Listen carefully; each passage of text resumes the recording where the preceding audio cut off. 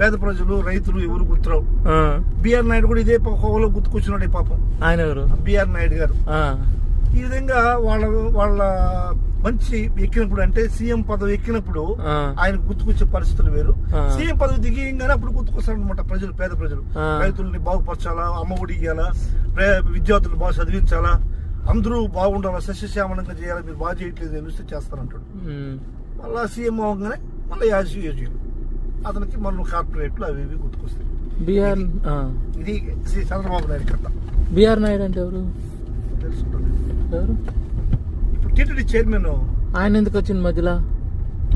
BR Naidu ఎవరో తెలియదు, కానీ టీటీడీ పదవి కట్టబెట్టాడు. టీటీడీ చైర్మన్ కట్టబెట్టాడు. TV5 owner.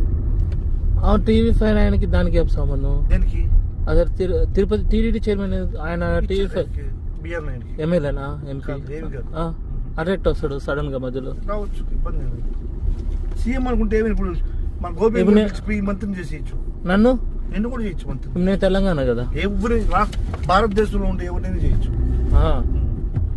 సాంశరణం.